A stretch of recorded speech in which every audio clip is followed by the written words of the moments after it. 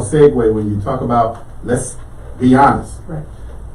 There was an expose done by, I think, Miami Herald or Sarasota newspaper that tracked and researched the disproportionate sentences that were given to black men with the same offenses that a white man would commit, and it was disproportionate. You saw more African Americans sentenced to more restrictive sentencing. Knowing this, and I met with former Chief Judge Fred Lawton on this topic, and I did just recently meet with the new Chief Judge Don Myers. Yes, sir.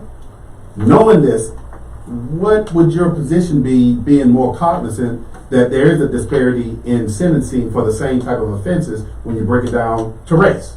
Right. So it was the Tampa Tribune, I believe, Okay. and they looked at sentencing from judges, from a judicial perspective. And to your point, they found that African Americans got harsher sentences for the same crime, even when you factored in prior criminal history.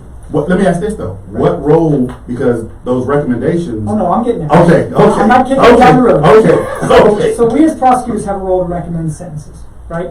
So let me tell you about.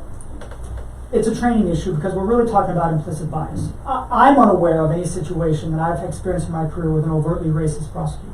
I'm just unaware of that. The problem is implicit bias, which is a watchword in criminal justice now, and it's a real thing. We all have our biases because of our background experiences. The problem is when it's race and you're a prosecutor. How do you identify that? Training is the obvious thing. The Florida Bar has sponsored a training. The Orange County Bar has partnered with the Paul C. Perkins Bar to do an implicit bias training that the Public Defender's Office has gone through. These are things that my prosecutors would go through.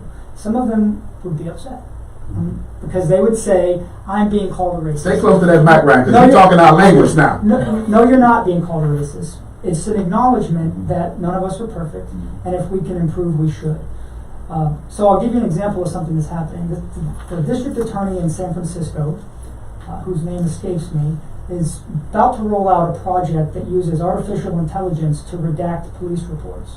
So the police reports come into the office, and the name of the suspect, the race, the neighborhood, the location, and any factor that the artificial intelligence deems might be a giveaway to the race of the defendant is redacted in an attempt to allow prosecutors to make decisions based upon the facts. So example, if you look at a police report from Winter Park and one from Paramore, there's an assumption, right? Whether you want to make it or not, you implicitly make that assumption. Now, I don't have anybody on speed dial who's going to give us an AI project here in Orange County. I use that as an example because there are things that we can do to try to make the process more race neutral, and we should absolutely do those things.